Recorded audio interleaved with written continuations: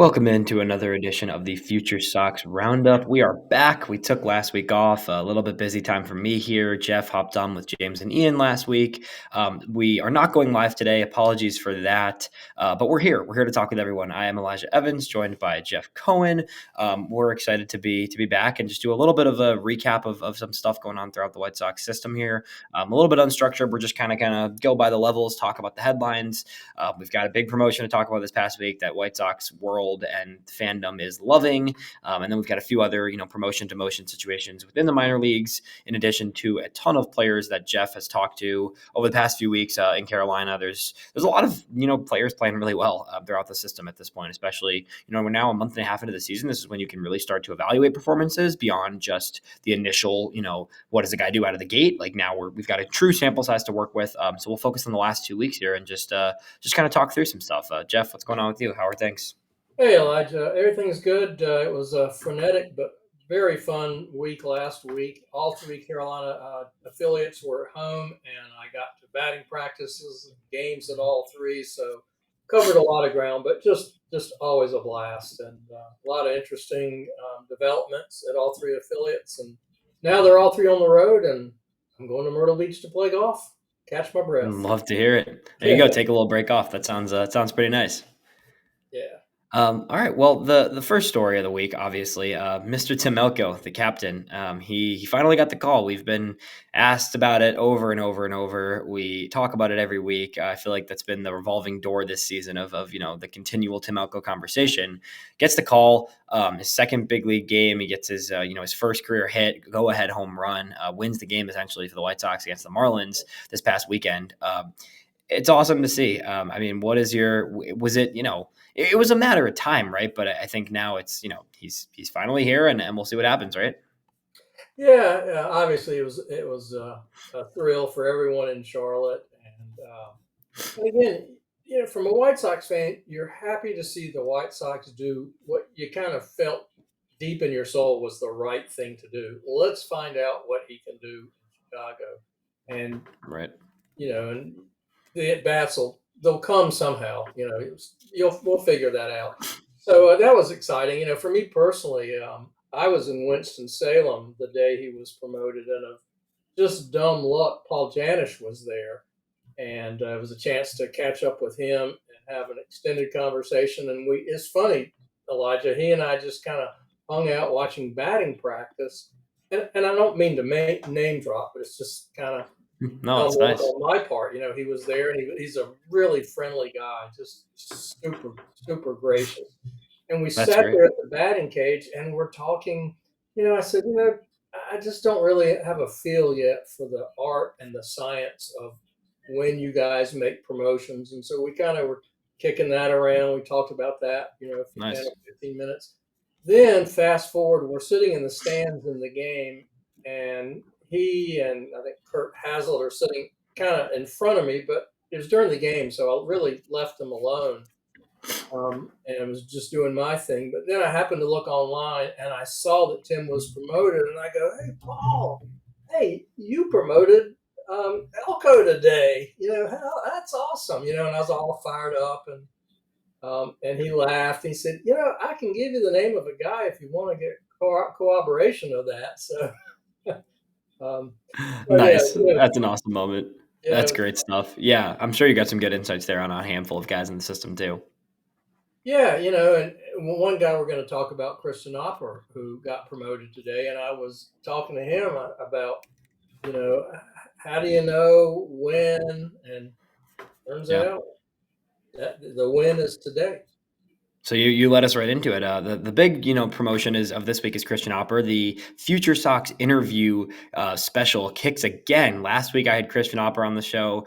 Talked to him a little about his pitch development, just kind of what he's been working on, what he's kind of taken strides with, and then of course 4 days after that interview, Christian Oppor gets promoted. We're 3 for 3 now with promotions of Caro and then Galaney and then Oppor being our last 3 player interviews here, with all getting promoted within the week of the interview, which is pretty crazy luck. But Christian Oppor heads to Winston-Salem.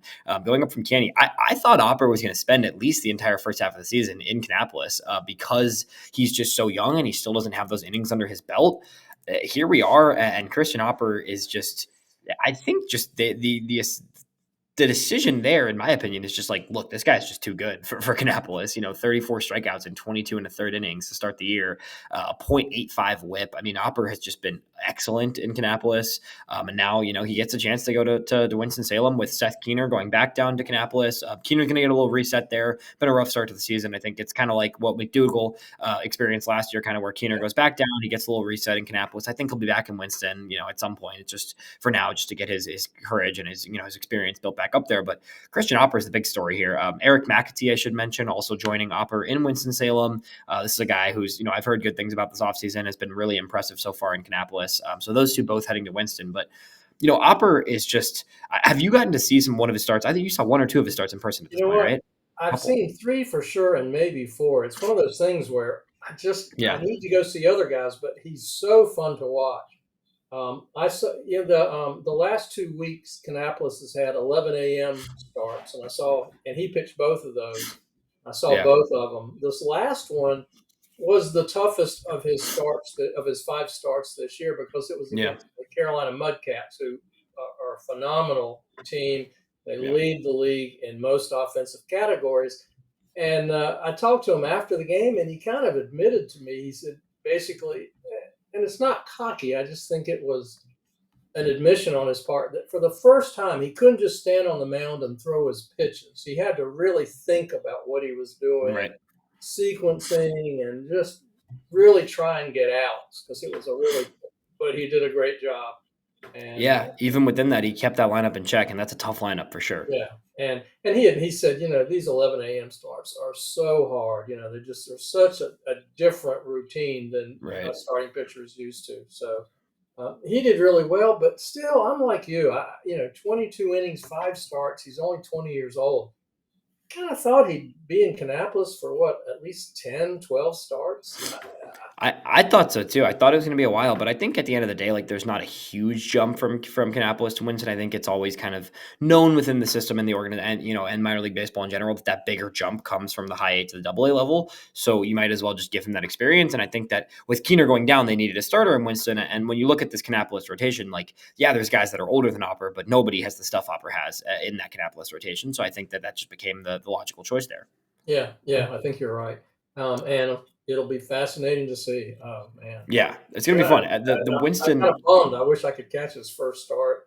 Yeah, we'll talk about it as we kind of go down the levels here quickly. But Winston is a team that we kind of at the beginning of the year was looking like one, the weaker organizational team, and all of a sudden Winston-Salem's got a really fun roster. There's a handful of guys there that are really mashing, and now you've got a couple pitchers that we're really keyed in on there. Especially if Aldrin Batista comes back from injury, then that rotation becomes extremely fun if you add Batista back into the mix there. We'll start in Charlotte. I know we talked about Tim Elko. Anybody else you want to highlight in Charlotte? I mean, Kyle Teal, I think, is the one that comes to mind for me first. Has turned it around a little bit. I think we're starting to see some things from Kyle Teal. I don't think it's perfect, but we're starting to see a lot better results from him compared to that earlier stretch where he was struggling a little bit. His last 10 games, he's hitting .333, 12 for 36, 890 or 872 OPS, 4 walks, only 7 strikeouts in those 10 games. That's much better. It's much better than what we saw in April, at least from Teal. I think the past 2 weeks have seen a lot of signs of continual growth from him. Yeah, and I looked at his last 20 games, and his same thing: 316 batting average, 3 doubles, 2 homers. I think both of us have a high comfort level that he's developing just fine, and is got to get to Chicago at some point this season. Yeah.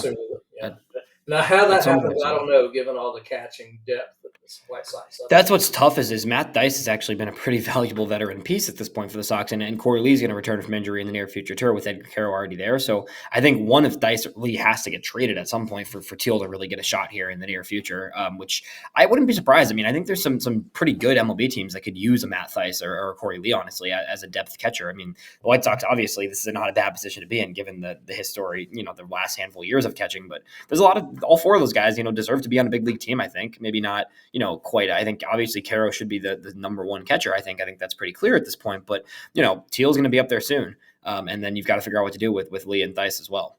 Yeah, and Lee is already in Charlotte rehabbing. Right, I forgot about that. In the few times I saw him this week, he looks pretty good. So at some point, one of those guys has to get moved, in my opinion, and I think that it's going to be interesting to see what they do there with the catching situation. We should mention Coulson Montgomery is back. I know you weren't. The game was their away this week, but he returned today to the lineup. 2 for 5 with an RBI for Coulson Montgomery today. The swing is different too, Jeff. I don't know if you saw online on the old Twitter, but there's definitely an adjustment. The hands have come down a lot. His hands are in a very different starting position. So we'll see. I'm not sure. I got to look at some tape. I haven't gotten the chance to. I didn't get the chance to watch today, but I'm very curious to see what that swing adjustment looks like for Coulson as he gets back from spending a week in Arizona. Yeah, I'm just checking the schedule. Yeah, they're home a week. They're home next week, so he'll have had 5 or 6 games on the road. Right. 20, 25 at bats, and that'll be a good chance to check in with him next week and see how he feels and take a look at a week's worth of numbers. For sure. A number of rehabbing guys. Austin Slater's in Charlotte right now. You said Cory Lee's in Charlotte. There's some depth veteran guys. Corey Julks has had a very good couple of weeks here, so I wouldn't be surprised to see him at some point maybe replace one of the veteran guys in Chicago in the outfield. But still overall, not a ton else there on the hitting side. On the pitching side, anybody of note in Charlotte? I know Mike Clevenger's back, which is interesting. He's back into starting games now, I guess, after relieving and whatever. I just don't really get what the purpose is there, but besides the point. Tyler Schweitzer has made a couple starts now in Charlotte. It's been a little bit of rough going for him, but he's finding his footing. Yeah, the first 2 starts were really rough. The second one was improved. This last one, I attended his 4th and most recent start, and he got the win. He went 5 innings. He only gave up 3 hits, but 2 were homers and 1 was a double. Yeah. And I talked to him, and he said, he said in AAA, you just can't throw a ball middle. You can't get behind in the count 3-1. Right. So I really paid attention to just how often he did get behind, and it really wasn't that often. So it was a step in the right direction, and glad to see him get his first AAA win. Yeah, and then Nick Nestrini is shifting into the bullpen lately. I think we talked about this in April. If the command didn't find a big step, it was bound to happen at some point with him. I do still think he can be a legitimately pitcher. I just think it might be in a bullpen role. Last 2 games, he went 3 innings, gave up 1 run in those 3 innings, 4 strikeouts, but no walks, importantly, in those 3 innings. And then comes back 2 days later or 3 days later, pitches a singular inning for the first time in his minor league career. I believe he's only been a 1 inning start, but 1 inning, a single, and 2 strikeouts, no walks. No walks is the big thing, right? 2 outings with no walks out of the bullpen, like that's worth looking into a little bit. And he pitched in today's game. He pitched an inning today as well. Right, that was the inning today. Yeah, exactly. Oh, okay. Gotcha. So yeah, I mean, we'll see. I got to look through it and see what it looks like for him, but I think a relief role might make more sense at this point for Nestrini. Right. Anything else in Charlotte you got takeaways from? Any other notes from you there? Brandon Drury, I talked to Sergio. He said he's still day-to-day. He can take fielding, but he can't swing yet. Mike Talkman is there on rehab along with Slater and along with Cory Lee. So who knows what the a lot of rehab roster is going to look like a week or 2 from now. But at any rate, those guys are there. And then Trey retirement, I think, caught everybody off guard, but we all wish him well. That did catch me off guard. I'm wishing the best for him. We don't have a ton of info there, but definitely wishing the best to Trey. It's a good guy who both of us have talked to over the years, the past 2 years at least.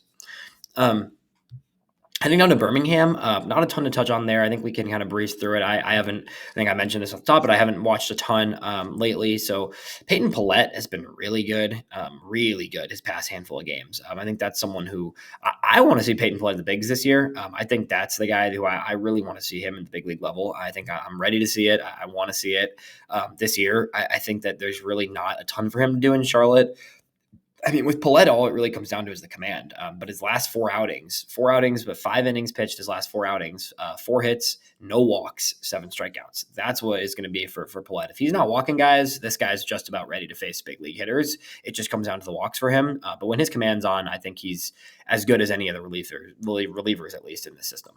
Yeah, I'm surprised that he's still in Birmingham, to be honest. I thought at the very least he'd be in Charlotte. I mean, after having such a dominant year last year in Birmingham. Yeah, Yeah, and he had a tough start, a couple blow-ups early in the year, but nothing too bad. And then Hagen Smith has been pretty effective his last few. A little bit of velo fluctuation for Smith, which has been a bit weird to see. Noah Schultz still hasn't quite found his groove yet this season. The numbers overall are fine. I'm not too worried about either of those guys. I just think there's the ebb and flow of kind of them finding their groove. I think they pitch more in spring training than they've done the past handful. Both those guys starting their season early. It's coming together. The one other note from Birmingham, Grant Taylor thing. Did you see this today? How apparently the plan is to Yeah, pitch him out of the bullpen sometime. yeah. I heard this in spring training from talking to guys, from talking to media guys. They're talking to the team. They're like, I heard in Arizona, like, oh, Grant Taylor could be this amazing closer. Maybe one day, sure. In 2027, if Grant Taylor is where he's at in his development, where he's at reaching the big league level, and the command doesn't come along, and the injuries, he had another injury or two, then sure, maybe you look at him as a closer.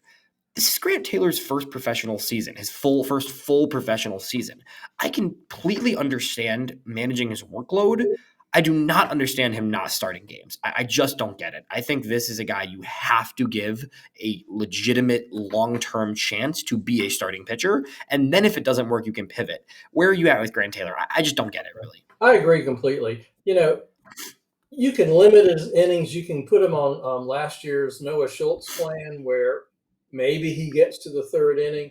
But yeah, let him start and develop him as a starter. You can Yeah. you can.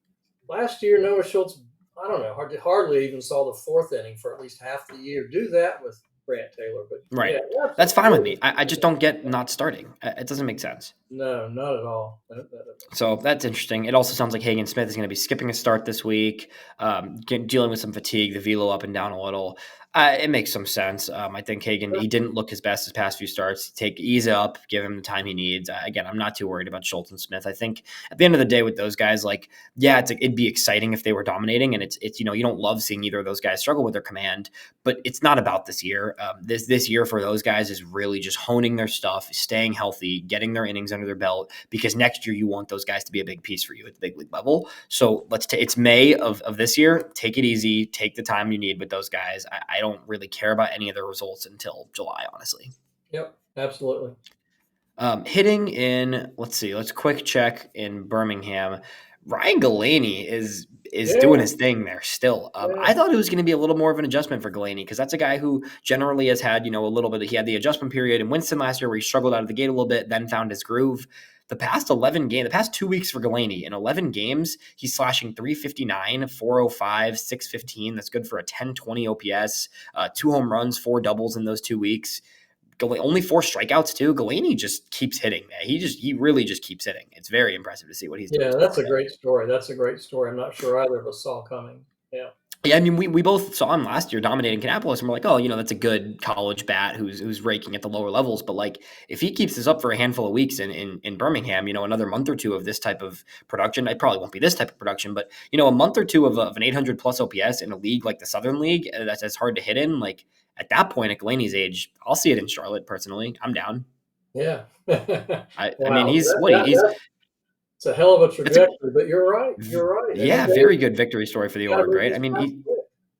yeah, he's 24 years old. He's going to turn 25 in next month, right? So when he's 25 years old, like Charlotte, let's do it. I'm down. I mean, it's for a 13th round pick, and as a senior signing too, like to turn into anything is already kind of, you don't expect much, right? You're taking a flyer on a guy who can really hit, and he's just continued to mash at every level, which is very impressive to see. Kaden Connor has also been pretty good. Kaden Connor, his past 2 weeks in Birmingham, just getting settled in Birmingham as well, hitting 333, 405, 424 the past 2 weeks. 4 walks, 2 strikeouts for Connor. Another organizational guy who, if you've got 13th and 19th round picks doing anything at the AA level, that's a pretty good development, all things considered. And if either of those guys get to big leagues, then it's a great development. Elijah, if you've got the Birmingham stats in front of you, I'm curious, has Ryan played much outfield in Birmingham? Galaney, Not I that don't believe. Not that I'm looking too far ahead down the road. I don't believe he has. Let me see. I think my guess. Yeah, he has not played a single game of outfield yet in Birmingham. He played it in Winston that one game. Yeah, he's played since he's been in Birmingham. He has been first for 9 games and DH'd for a couple, and that's about it. So he's playing first for the most You part. kind of know But where I'm yeah, heading with that way down the road, but just because there's Elko lack and of outfield Vaughn, depth. yeah, well, Yeah. Elko and Vaughn in Chicago. Well, Vaughn shouldn't be there much longer, but yes. That's the interesting piece. But yeah, that's the key headlines there, honestly, in Birmingham have been Galaney and Connor, which is awesome. William Bergoya's, slowed down a little bit, but still a very solid season overall for him being 20 years old in Double A. It's been fun to watch. Heading down to Winston, like we talked about, Winston's getting fun, and there's nobody more fun right now in this organization than Braden Montgomery, I think. This guy is just lighting everything up. Like, it's not like it's like, oh, he looks pretty good. It's, oh, this guy is a top 50 prospect in baseball good, in my opinion. I think he was already kind of top 100 most places. I see no reason why he's not a consensus top 50 prospect at the midseason. I mean, it is interesting. I'm so used to seeing, Kaden Connor, Ryan Glaney, not to compare them to Braden, but just see these guys who just tear through Kannapolis, and then they go to Winston and they kind of get readjusted to a little bit better pitching. Not so with Braden Montgomery. He hasn't missed a beat. And it's really impressive. And you're right, that entire lineup, you've got Sam Antinachi leading off and getting on base at a 440 clip. And then you got Ridiculous. Perez hitting 9 home runs and 16 extra base hits, I think. Yeah, Harrell's been then you got exceptional. Braden Montgomery. Oof. Even losing Galaney and Connor, like, that lineup is pretty fun still, actually. And those three are obviously the three headlines, I think. I mean, Antinachi, Perez, and Montgomery are three. There's a case to be made. Those are three of the best, 5-6 prospects in the system hitting wise at this point. Like, I don't know how many hitters are above those guys. Caro's going to graduate in the near future. I think Teal's up there, obviously. Bonnemer's up there, obviously. And then it's Coulson, maybe. And Braden's obviously above them at this point. And then beyond those ones I mentioned, Perez and Antinachi got to be right there. Yeah, I mean, you got Galaney's the one guy in Birmingham, right? Who's under consideration. And then Teal. Yeah, but even Galaney, from a prospect standpoint, in my mind, I like what he's doing a lot. But these two, Antinachi being just drafted last year, being 22 years old, sure. right, and then Perez being 20, doing what he's doing, right? Yeah. I'm just saying, Yeah, for sure. Galaney and Bergola, just in terms of if you're looking at production. top 10 hitters and whittling it down, they're right. in the conversation. But that's about it. Teal, that's about it from Charlotte. You're right. Yeah. So I mean, it's exciting. Yeah. It's a fun trio. It's a fun trio in Winston for sure. And I mean, just to put some perspective in Braden Montgomery, his 12 games in Winston-Salem, he's hitting 405, 480, 476 or 762 slugging percentage. That's a 1242 OPS, 9 extra base hits in those 12 games, 6 walks, only 8 strikeouts. I mean, it has just been otherworldly from Braden Montgomery. I think this guy's, when's he in Birmingham, Jeff? I think June, July? It can't be that long at this point. Yeah, you keep hitting it 400. Yeah. I mean, at some point, it's like, what are you doing there, right? Like, right. I'm all for taking time with guys. I don't think there's any rush to Braden Montgomery. But for a guy of his caliber who dominated the SEC the way he did, like, I think you can Double A is the level where he'll finally get some challenge. And I think that's where you'll start to see, what his real, his true upside is. And I think his upside's very legit. But I'm ready to see it in Birmingham, at least at the latest by July, I think. Yeah, I think the conventional wisdom is, well, they're not going to rush him because he missed so much competitive baseball. But by the same token, Christian Oppor, 22 innings, let's move him up and challenge him. So if you apply that same logic, June seems like a real good time to send him to Birmingham. Yeah. One other hitter we should mention in Winston, Cole McConnell has been a nice surprise in Winston. I know you were going to probably get to that one. It's a nice little surprise there. In his past 10 games for McConnell, he's been good all season, but his past 10 games, Cole McConnell's hitting 382 with a 462 on base percentage. Minimal power, not a guy you're going to see a lot of juice from, only 1 extra base hit in those 10 games, but a lot of consistent contact, works at bats pretty well. I think Cole McConnell for, a 10th round senior signing, 5th year pick actually last year, has been a really nice surprise in Winston to open the year. Yeah, I was going to ask you what you know about him. I all of a sudden I looked at the stats and thought, oh my gosh, this guy just kind of slipped under the radar. I'll definitely, when Winston is back next week, catch up with Pat and Cole and talk to both of them about the kind of year he's Yeah, having. I'll definitely look forward to hearing that because again, I don't know a ton. He's a smaller school guy, played 5 years of college ball, and is someone who has just kind of is experienced as a baseball player, right? So you want to see that at Winston, but I think he went to Winston largely because of the roster crunch in the Kannapolis outfield, and then has actually been one of the better players in Winston to start the year, aside from the guys we already mentioned, obviously. Yeah, yeah. Also in Um, Winston, yeah, I was just going to say, it's a little early, but Sammy Zavala has shown a little improvement here the last couple of weeks. it's So good. hopefully that's a bit of a turnaround. Um, and saw Jesse Schultens in Winston when I was there. Right. He looked healthy, and he just got promoted to Charlotte today. He told me he thought he needed about 2 more rehab starts, so we'll see what happens after that. But good to see him back. He's a good guy. Yeah, And that'll be interesting to see. then Jake Peppers, who had done so well last year, they moved him to the bullpen. He's really struggled this year, even though he had a good outing or two recently. I just had a Yeah, conversation with him, and as a guy who follows pitching closely, you might have some insight into this. But I said, Jake, I know how excited you are about moving into the pen because he said it just seems to. He said it fits his personality better.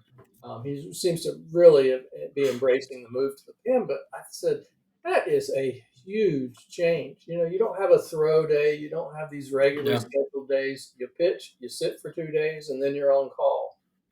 You right. don't go out on the sidelines on a certain day and practice your slider. He said, if my slider's not working, I got to fix it in the game. Um, Right. it was just an interesting conversation about how different it is schedule It, wise. yeah. Yeah, it is super different. And I think that it changes for every player, but I think that's one thing that we've talked about before. Like there's a lot of guys in the system who will need to shift into relief roles or guys, that are going to be a starter, but it might eventually be a reliever. And like it's easy for us to say that, but it also is a tough transition for some of these guys. And it is a difference in the way you approach the game. Yeah. It changes things for sure. And the relief pitching that we, especially in Kannapolis and Winston Salem, it's just all over the board. Some guys are good one day and then they can't find the zone the next day, but it's like it's really not Right. an off day where you're gonna go stand on the sideline and figure things out. Yeah, exactly. It's a very different A couple result. other guys to give a little shout out to in Winston. Lucas Gordon has just continued to be really steady. He's just been really, really steady, Jeff. I think this is a guy, his last 3 starts now, covering 16 innings, only 12 hits allowed, 18 strikeouts, 2.81 ERA, 1.1 WHIP. Like Lucas Gordon's just been a steady workhorse for that Winston team so far. Yeah, and the key is he's not walking guys. He's the Yeah. kind of pitcher he cannot put a lot of guys on base because he's going to give up some hits, and he knows that. And he said he's working on pounding the zone, and boy, it's really paid off for him Nice. this year. Yeah. It was 3 straight sharp starts. He gave up no runs. He finally gave up one his last outing, but yeah, it's been Nice. excellent. Yeah, he's been very solid. Another guy to mention who got off to a really rough start this season, actually, but I was looking at the numbers, and the past 2 weeks, Phil Fox has not allowed a run out of that bullpen. I don't know if you even caught that one at all. He was really struggling early in the year, but his last 4 outings for Phil Fox, 5 innings, only 1 hit allowed, and 6 strikeouts. So turning Nice. things around for Fox. That's a guy we really, really liked out of the draft last year, who was a decently high pick, knowing he was going to be purely a reliever, but hopefully a reliever that could move quickly. And it was a rough start, but he's really settled in here nicely the past, in May so far. Well, I appreciate the heads up. I had not noticed, and I will Yeah. keep an eye out for him next time I'm in Winston for Yeah, it's a sure. nice one just because it was a tough start to his career and now he's finding his groove, which is always good to see guys kind of, settle in and find their way. Making our way down to Kannapolis, who were some of the guys for you that have stood out? You can start on either side of the ball in Cannies. You've been there recently. Well, I chatted with George Wolkow since we last did a podcast, and the idea was that he's approaching at the time I think he had 99 plate appearances. So and Yeah. it's never an easy conversation to have with a guy who's struggling or doesn't at least have Right. the stats. And so, but I said, George, let's just check in, see how things are going. What I see from George are 2 things. One, I see more competitive at bats, and two, even though I don't think the results show it, I see him doing a better job with breaking pitches. last year, I agree. and he admitted as much. They had 2 strikes on him, and they threw him a breaking pitch. He was headed back to the dugout. Yeah. It was not a competitive at bat. Now I think they are, and he said, I'm not really. I don't like to see the stat. I don't like to look up and see what the stats are, but I said, I'm trusting the process. I'm making progress. I'm going to stay the course. And the other thing he said, which was interesting, is he said, look, while I'm doing this, I still want to help the team win. And so if I can impact the game in other ways, well, this in the Christian Oppor game, the first 2 batters of the game hit fly shots out to center field. That he was playing center field that day. He made both catches and made them both look pretty easy. So defensively, he was impacting the game. And then on the bases, he picked up a big stolen base during the game. So it is good to see that he is recognizing that he needs to be an all-around player. Yeah, and as much as the numbers haven't quite been there, past 10 games, 9 hits, he's hitting 281 with a 672 OPS. So it's not, it's not great, but it has been some progress lately in terms of results. And like you said, I think the approach has been better. I think his recognition with pitches has been better. And those are things that are going to matter as we keep going forward for a guy like that. Calvin Harris has been really good lately. I've noticed that one pick up this past week. He had a few big hits, but his past 2 weeks, he's hitting 371 with a 979 OPS, a good amount of walks, a number of doubles. Nice to see Calvin Harris kind of start to get going. Obviously, this is a guy who, a 2023 draft pick. He's 23 years old now. I think you want to see him past the single A level start to produce. So I think that him being there was to get him some reps. And now I think he's done enough where he's shown he should be getting some reps in Winston sooner than later. No, I agree, and he's at the top of the list of guys I want to catch up with next week as well. But I can already tell you what he's going to tell us is that the part of the reason for success is he's finally healthy after battling so many injuries last year. I'm sure that's what it seemed like. Yeah, I think that's clearly what we're going to hear. What can you tell me on Miguel Santos, Jeff? This is a guy who was an undrafted free agent last year. Kind of a late pickup. The Sox snagged him out of Dallas Baptist University. A 24-year-old, but he's in Kannapolis, and the past 2 weeks he's hitting 375, 982 OPS. Miguel Santos kind of filled some of those innings from some of the guys who got promoted earlier this year, and it's been really good in Candy lately. Yeah, they've got 4 new players. They've got Nunez, Prado, Santos, and the catcher Corona. Right. The other 3 guys, the numbers aren't there yet. Chad Penders, they're still sort of feeling their way along and still early. But I saw those numbers and it's just impressive. I mean, he's really been getting the bat on the ball early here. I'm anxious to see what the next couple of weeks look like. Definitely. Is Javier Mogollon dealing with an injury? Do you know about that? No. He missed the last 4 games of the series, so I was curious. Huh. When did I talk to him? Because he last played. I think it was Wednesday last week when he played last, or maybe it was Thursday. But he hasn't played in a handful of days. Wednesday, I talked to him on Wednesday with the help of a translator, and nothing came up. Nothing. I didn't see any sign of it, and he didn't. He's been incredible, but he hasn't played now in 5 days. So I'm curious if he'll play starting today. Maybe we'll see. I guess we'll see tonight during that game if he ends up playing. But either way, he's been excellent on the field. Caleb Onomer took a half step back in terms of his production, but still looks very good. Still walking a good amount. He's still stealing bases. He still just looks like a very good player, even with a slight decrease in production this week. That's all I got in terms of the hitters. Pitching side of things, we talked Christian Oppor. If anybody wants to learn more about Christian Oppor, definitely check out my interview with him last week. He did a good job kind of talking through some of his pitching, and really, he said, I think he really valued the year he spent last year in Arizona. I think that for some pitchers, they're eager to get going in pitching and they want to be immediately in Kannapolis. But I think Oppor, coming into the organization, knew that he had a lot to kind of still figure out and being such a young, raw pitcher. And I think that last year, really just working through his mechanics, finding himself as a pitcher has allowed him to come in this year and have so much success, which then gets him to Winston. So definitely check out that interview on the FutureSox page. Yeah, definitely. That was a good one. I enjoyed it. Appreciate it. Another starter doing really well is Jason Sinibaldi. Justin Sinibaldi, yeah, he has been good. Sinibaldi, and he's got that pitcher's frame, 6'4", 220, big strong guy, big dude. Out of Rutgers, and He's had a couple of really good. In fact, I think he's had like 3 or 4 good outings in a row after a rough one to start the year that kind of got all his stats a little out of whack. Is he pitching? He had that weird little because he pitched in a game, but then it got rained. So then he only came back and pitched again 2 days later or something. He What was came the back and pitched two past days week? later, just another 2 innings.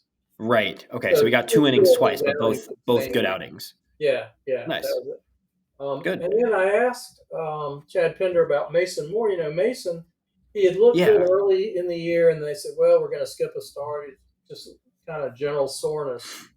But I think Mm. it's 3 weeks now. So, It's been almost a month now, I believe. So yeah. it's interesting, Mason Moore. I was excited to see more of him because he looked really good.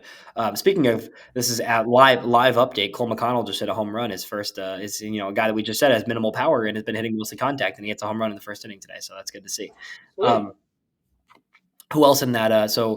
Jack Young, another guy worth a mention, another one of those draft picks from last year who's been lights out. His last 5 appearances out of the bullpen, 9 innings, 2 runs, 9 strikeouts. I will take, or not even no runs, pardon me. 9 innings, 2 hits, 9 strikeouts. I will take that for sure from Jack Young out of that bullpen in Kannapolis. Yeah. He's looked really good. I think he had just 1 or 2 rough outings, but yeah, of late he's been really, really effective. Love And to see it. and then another guy to mention is Umbberger, who seems to be moving into the rotation to fill a couple of the open spots. Okay. And Been spot starting a little, yeah. I think he had like 3 scoreless innings this week in a start. Nice. Yeah, Good yeah. to see. Undrafted guy, those are always fun to see what the development course looks like there. That's about all I got. I think this was a quick little rundown of everything. I think we'll have some more stuff coming. I know you're gonna be golfing this week. I'm doing some other work stuff, figuring stuff out. But we'll be back. We'll get to it. We'll keep up with things. I'm looking forward to it. Who's your prediction for next call up next promotion in the system before we get rolling here? Ooh, wow. Let's see. It's a tough one. Yeah, I'm just because I'm going through level by level. Yeah. You could always take the easy way out and say, yeah, there'll probably be a reliever from Birmingham who's coming to Charlotte because Right. Charlotte can't get enough of them. Yeah. But position player, would there be anybody before Montgomery? Do you think Calvin Harris? Yeah, I thought Calvin Harris. I think that could be the one. I think he could deserve some innings in Winston as the catcher there. I think that's a good one, and then it opens up some more innings for Ronnie Hernandez and Canny as well. I think that would make sense. I kind of want to see Sam Antinachi in Birmingham soon. I don't think it happens, but I think there's a chance. I think Birmingham is a place where they don't have a stable the consistent third baseman there, so I think Antinachi, having played some third, could slot into that infield with Bergoya and Gonzalez, but having Bergoya and Gonzalez there is a little tricky because those guys kind of clog up the middle there. So maybe not quite yet, but I think Antinachi sooner than later could deserve a shot in Birmingham. I'm telling you, that's pretty astute. What else? I mean, if he has another month like the start of the season, he's clearly top. I think he could take a challenge and have ups and downs, but finish the year at least in Birmingham, and it would be kind of worth seeing there. A couple guys in Kannapolis as well. Like you could see some of those older guys, like a Miguel Santos, could easily head to Winston tomorrow because he's 24 and he's undrafted. Like there's some other guys there too, but it's just my brainstorming out loud. But yeah. Well, Miller, all right, Jeff. Nate Archer. Yeah. Maybe. Oh yeah, that's either of those guys too, given their experience, could be a good fit for heading to Winston soon. I like that as well. Green, who leads, I don't think not just Kannapolis. I think he leads the entire league in triples. Carolina League. Yeah, I saw that, which is hilarious for a huge dude, right? All right. Well, enjoy your golf trip, Jeff. As always, hope everybody listened in. Make sure you're following Jeff at 888 Jeff. I am at Elijah EV8, and the Future Sox page, of course, for interviews, for all the highlights from Ian Eskridge, all of the above. And we'll talk to you next time on the Roundup. All right. We'll set another one tonight, Tim Elko.